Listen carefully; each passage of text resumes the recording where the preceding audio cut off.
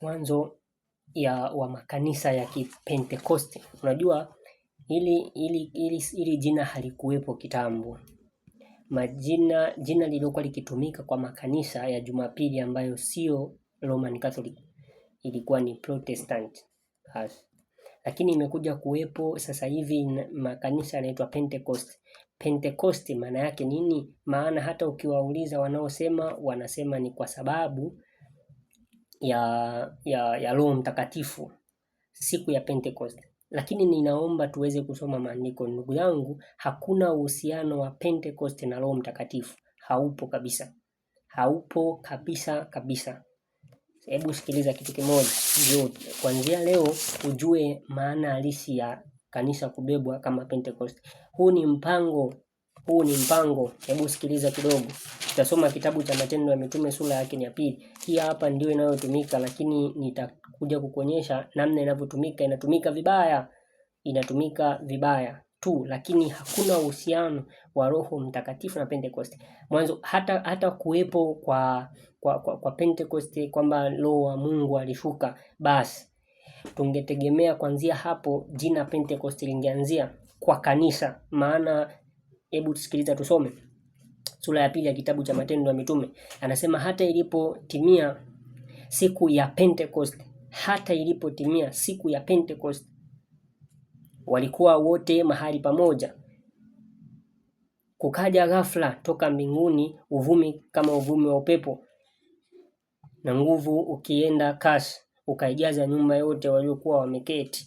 Kukawatokea ndimi zilizogawanyika kama ndimi za moto uliowakalia kila mmoja wao. Wote wakajazwa Roho Mtakatifu, wakaanza kusema kwa lugha nyingine kama Roho alivyowajalia kutamka. Sasa unaomba unisikilize. Nimesema mwanzoni ya kwamba hakuna uhusiano wa neno Pentecost na kuja kwa Roho Mtakatifu. Lakini ukiangalia hapa ni kama kwenye hiyo siku ni Roho Mtakatifu amekuja. Ili nikudhihirishie, hebu angalia katika sura yake ya 19 hichi kitabu. Tutaanzia mstari wake ni 5. Anasema waliposikia hayo wakabatizwa kwa jina la Bwana Yesu. Na Paulo alipokwisha kuweka mikono yake juu yao, Roho Mtakatifu akaja juu yao, wakaanza kunena kwa lugha na kutabiri. Kwa hiyo kumbe Roho Mtakatifu kuja habanwi na Pentecost. Pentecost kwanza maana yake ni nini kwani? Kwa sababu tukiangalia ilikuwa ni siku ya Pentecost, ndio walikuwa hapo. Unaona? Kwa hiyo ni siku ambayo katikati ya siku hizo walivyokuwa wamekutanika humo katika jumba, ndipo ambapo Roho Mtakatifu alipokuja. Lakini si kwamba kuja kwa Roho Mtakatifu, kila kuja kwa Roho Mtakatifu ni Pentecost. Ngoja kwanza nikuonyeshe maana kwanza ya Pentecost ndio ujue hakuna uhusiano wa kanisa la Mungu kuitwa Pentecost. Ni hilo tu jina watu wameweza kujitungia, hakuna uhusiano kabisa. Sasa ndio utakuja uone hapa. Naomba nikusomee nini maana ya Pentecost. Kwanza hata ukiangalia Pentecost, Pent ni 5. Kwa hiyo maana yake hii ilikuwa ni siku ya 50, Pentecost 50 ya nini? Ngoja tusome hapa katika kitabu hapa uelewe Pentecost maana yake ni nini. Pentecost maana yake ni nini? Sikiliza. Pentecost ni jina la Kigiriki la sikukuu ya kuvuna ngano ambayo iliadhimishwa siku 50. Pentecost yaani 50 baada ya sikukuu ya Pasaka. Kwa hiyo kumbe Pentecost ni siku ya 50 baada ya sikukuu ya Pasaka. Kumbuka Pasaka walikuwa wamekusha kula pamoja na Yesu. Na Yesu anasema sitakula tena mpaka kwenye ufalme wa Baba yangu. Baada ya Pasaka kuwa imekamilika, siku ya 50 toka siku ile ya Pasaka walipokula, ndipo iliitwa Pentecost. Kwa hiyo kwenye hiyo siku ya 50 Roho wa Mungu akaja, lakini sio kwamba sasa ndio likabebwa jina la kanisa. Hapana, kwa sababu Roho wa Mungu alikuja hata baada ya hiyo siku. Kwa hiyo Roho wa Mungu hapimwi kwa kujipa jina la Pentecost, hakuna. Na hivyo Roho Pentecost ina uhusiano na kuwekwa jina la kanisa. Haiwezekani kabisa. Haiwezekani. Ndio maana wale wameletwa na hii na kupewa roho kudhania kwamba ndio kushuka kwa Roho Mtakatifu na kunena kwa lugha isiyoeleweka. Maana kunena kwa lugha kuliko neno hapa ndio uone kwamba makanisa ya leo yanayoitwa Pentecost yote yananena kwa lugha ambayo lugha hiyo ni lugha kama imeandikwa kwenye kitabu cha Ufunuo, imeandikwa kwamba ni sauti tu za vyura. sauti za vyura. Ndio unaona wao wanaongea hawaelewi na hawa wanaongea hawaelewi. Lakini wao waliongeaje? Hebu angalia katika kitabu hiki cha Matendo ya Mitume. Wao waliongeaje ndio uone Roho Mtakatifu aliyeshuka katika siku hii ambapo mitume walikuwa pamoja. Hakuwa Roho Mtakatifu ambaye anashukia makanisa haya ya watu wanaoongea lugha ambazo hazieleweki. Sikiliza hapa vizuri. Hapa anasemaje? Anasema baada ya kushukiwa sasa wote wakajazwa Roho. Tunaanzia mstari wa 5 tuelewe vizuri hapa. Anasema na walikuwako Yerusalemu Wayahudi wakikaa watu wataua, watu wa kila taifa chini ya mbingu. Basi sauti hii waliposikiwa, makutano walikutanika wakashikwa na fadhaa, kwa kuwa kila mmoja aliwasikia wakisema kwa lugha yake mwenyewe. Kwa hiyo wale watu waliokusanyika walisikia.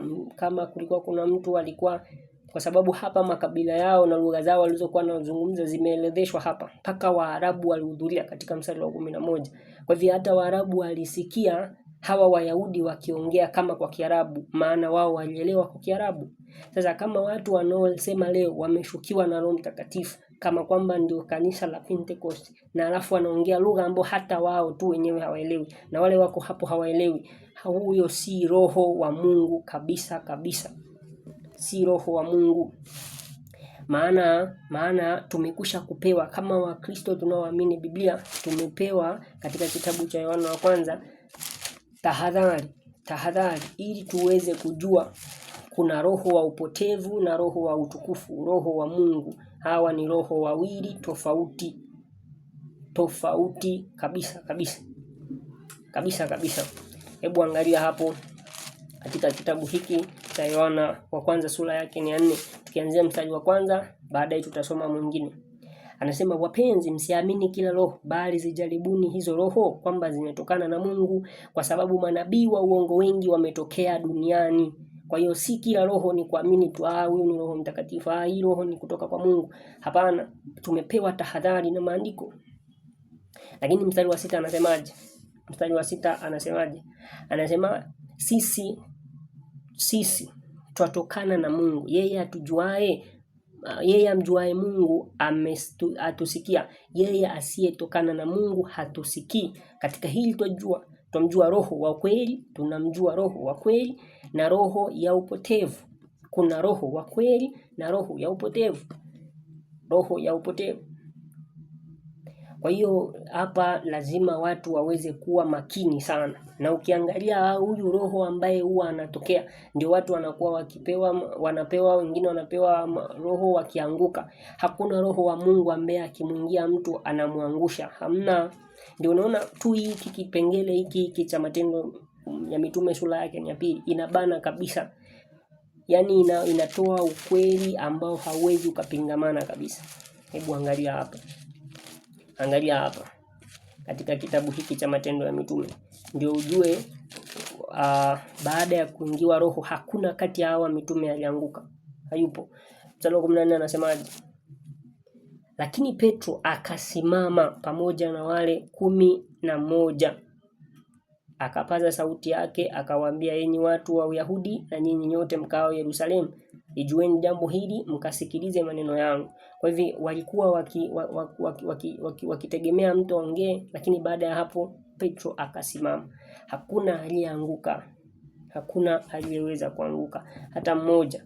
Ndio nashangaa sasa, huyu roho ambaye huwa anawajia watu wanaanguka, ni roho gani huyo? Hebu tuangalie mtu mwingine hapa ambaye amejazwa na roho. Kitabu cha Ezekiel, tumuone Ezekiel alikuwa ni kuhani.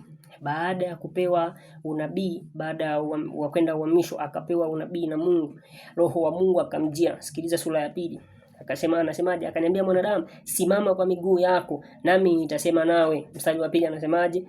Naye aliposema nami, roho ikaniingia, ikanisimamisha, nikamsikia yeye aliyesema nami.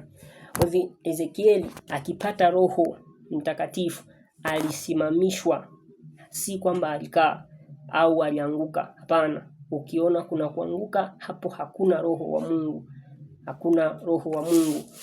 Pentecost haina uhusiano na kuitwa jina la kanisa.